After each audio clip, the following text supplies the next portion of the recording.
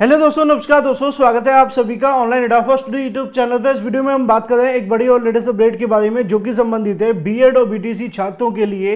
एक बड़ी और महत्वपूर्ण खुशखबरी सामने निकल कर आ रही है, जहां पर बीएड बीटीसी करने वाले उन तमाम अभ्यर्थियों के लिए बड़ी खुशखबरी है। अगर आप टीईटी पास हैं तो अच्छी बात है, बिना टीईटी पास हैं तो भी आप सभी के लिए बड़ी खुशखबरी है, क्योंकि यहां पर टीईटी पास और बिना टीईटी पास सभी कैंडिडेट बनेंगे शिक्षक। क्योंकि इसके संबंध में आप सभी के लिए बड़ी खुशखबरी है।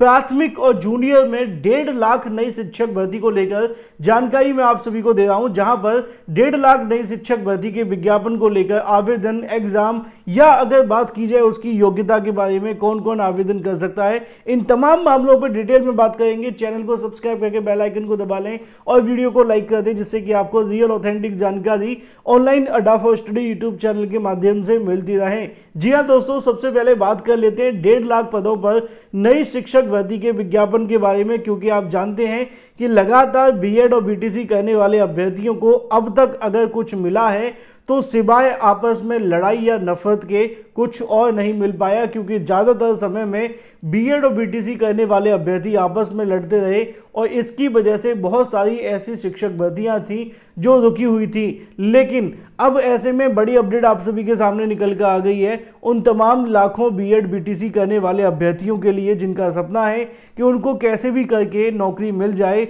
और ये नौकरी आप सभी के लिए निकल कर आ रही है, जहां पर अगर आपने टेट पास कर रखा है, टेट का मतलब तो आप समझते हो कि राज्य की टीईटी परीक्षा या सीटेट की परीक्षा, तो ठीक है। अगर आपने वो नहीं भी कर रखा है तब भी आपको यहाँ पर टीईटी की कोई आवश्यकता नहीं है, यानी कि आप बिना टीईटी पास किए ही यहाँ पर शिक्षक बन सकते हैं। लेकिन कैसे बनेंगे वो मैं आपको बता दूंगा, क्योंकि आपके मन में सवाल होगा कि एनसीटीई की जो गाइडलाइन है कि बिना टीईटी आप शिक्षक नहीं बना सकते हैं, लेकिन यहाँ पर 1.5 लाख शिक्षक भर्ती होने जा रही है, लेकिन यहाँ पर आपसे टीईटी नहीं मांगे जाने वाला है और उसके आधार पर आप सभी की जो भर्ती है वो आयोजित होगी। प्राथमिक और जूनियर विद्यालयों में 1.5 लाख पद है, किसी प्रकार का कोई भी संशय आपके मन में ना रहे, डिटेल में समझा देते हैं और आवेदन से लेकर एग्जाम तक की जानकारी भी आपको दे दूंगा, क्योंकि दिवाली से पहले ये बड़ा धमाका है, या यूं कहें कि शिक्षक भर्ती का ये बड़ा धमाका है। और अगर आप एक नौकरी की तलाश में हैं कि कैसे भी करके नौकरी मिल जाए, तो ये आप सभी के लिए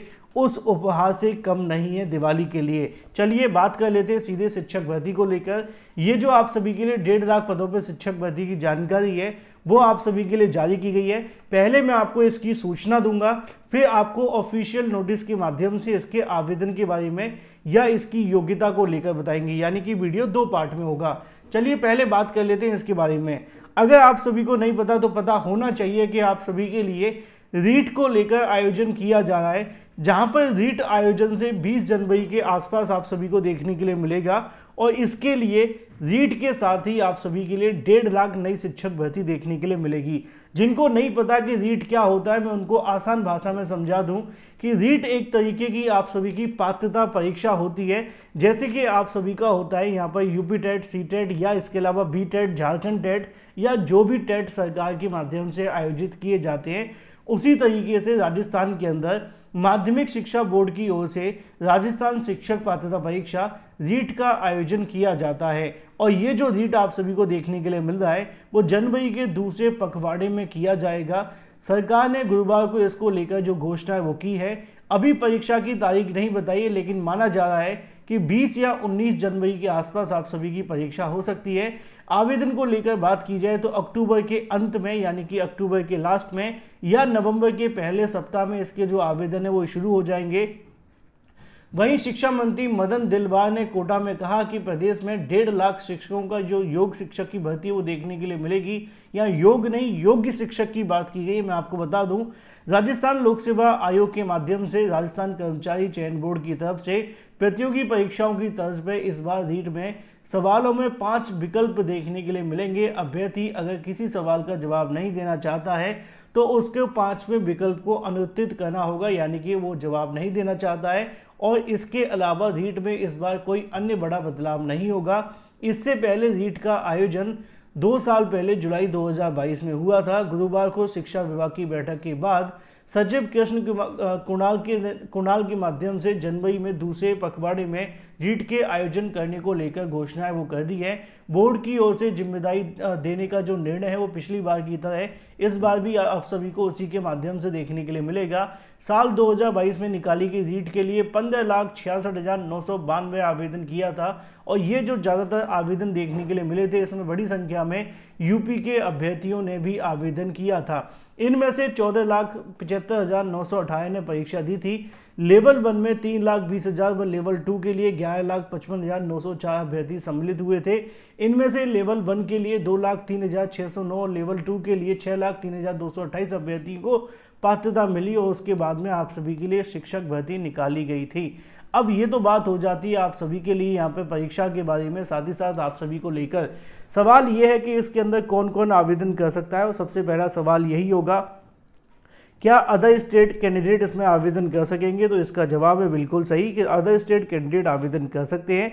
दोनों लेवल के लिए 750 रुपये शुल्क देना पड़ेगा। शुल्क में इस बार कोई बदलाव नहीं होगा। लेवल 1 लेवल 2 के लिए जो आपका आवेदन शुल्क है वो भी लिखा हुआ है। अब जो बदलाव नहीं होगा तो इसका मतलब ये है कि आप चाहें तो इसके लिए साल 2022 में निकाले गए विज्ञापन के आधार पर पूरी जानकारी भी ले सकते हैं, क्योंकि जब बदलाव ही नहीं होगा तो जो विज्ञापन पहले निकाला गया था वही आप सभी के लिए देखने के लिए मिलेगा। अब ये जो विज्ञापन पिछली बार आया था उसके मुताबिक आपकी योग्यता को लेकर मैं बात करूंगा, क्योंकि सबसे ज़्यादा सवाल योग्यता को लेकर ही पूछा जाता है। तो इसमें आप सभी के लिए जो योग्यता है थोड़ा सा बदलाव देखने के लिए मिलेगा।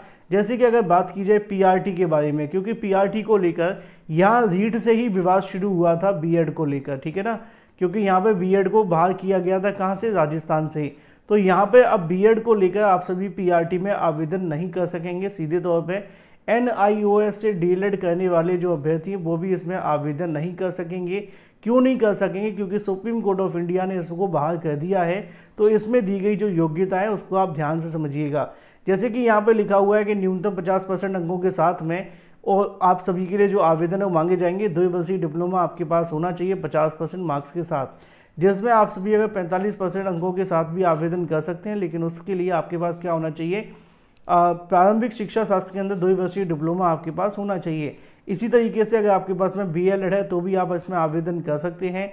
बीएलएड के साथ में अगर बात की जाए यहाँ पे 50% अंकों के साथ जो उच्चतर माध्यमिक के अंदर अगर आपके पास इसके इक्विवेलेंट कोई डिग्री है स्पेशल एजुकेशन में तो भी आप आवेदन कर सकते हैं।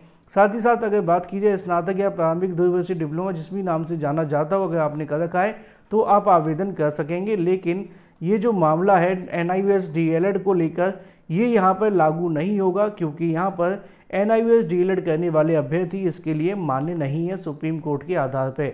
तो प्राइमरी में बीएड और एनआईओएस डीएलएड इसमें मान्य नहीं होगा। 6 to 8 के लिए अगर बात की जाए तो 6 to 8 में आवेदन करने के लिए 2 वर्षीय डिप्लोमा आपके पास होना चाहिए। इसमें आपको टीईटी की कोई आवश्यकता नहीं पड़ती है, बिना टीईटी आप इसमें आवेदन कर सकते हैं।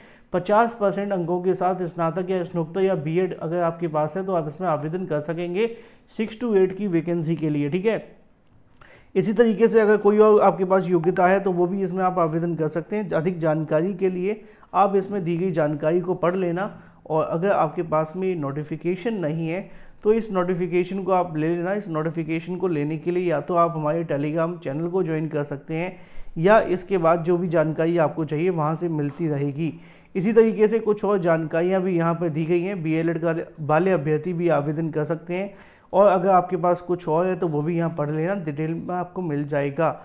तो यहाँ बीएड को लेकर मैंने आपको पहले ही बता दिया था कि बीएड करने वाले अभ्यर्थी आपके लिए आवेदन नहीं करेंगे उसमें, तो इस बात का आप ध्यान रखें। इसी तरीके से यहाँ पे आप सभी के लिए जो एग्ज़ाम का आयोजन किया गया था उसमें क्या क्या पूछा गया था। कक्षा 1 से लेकर 5वीं तक के लिए 150 मिनट आपको दिए गए थे, 2.5 घंटे का समय आप कह सकते हैं, है ना। उसी के आधार पर यहाँ पे आप सभी से क्या क्या पूछा गया था, 30-30 नंबर का 30-30 क्वेश्चन थे। तो आप यहाँ से अपने सिलेबस और एग्ज़ाम पैटर्न को समझ सकते हैं 1 to 5 के लिए 6 to 8 के बारे में। तो ये आपका एग्ज़ाम का पैटर्न रहेगा। 6 to 8 के लिए जो एग्ज़ाम पैटर्न है वो भी यहाँ पे ऐसा ही देखने के लिए मिलेगा। तो पहले आपको रीट की परीक्षा पास करनी होगी, फिर जब आप रीट की परीक्षा पास कर लेंगे फिर जाकर के आप सभी के लिए शिक्षक भर्ती में आपको आवेदन करने का मौका मिलेगा। तो इसलिए आपको आवेदन करने के लिए ज़्यादा समय नहीं मिलेगा। ये जो डेट है पुरानी दी गई है, क्योंकि हम पुरानी नोटिफिकेशन के आधार पर आपको जानकारी दे रहे हैं।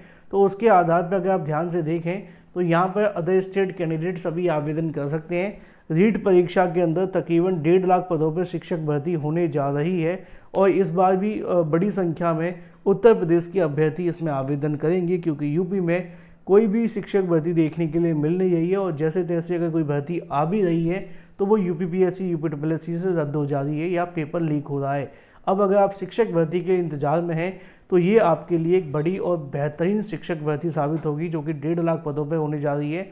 आवेदन इसके जो है अक्टूबर लास्ट में, नवंबर के स्टार्टिंग में शुरू हो जाएंगे और उसके बाद में आपकी जो परीक्षा है वो 19 जनवरी तक संभावित है। अगर आपके मन में कोई भी सवाल है तो कमेंट करके पूछ सकते हैं, मैं उसका जवाब आपको रिप्लाई के माध्यम से दे दूंगा।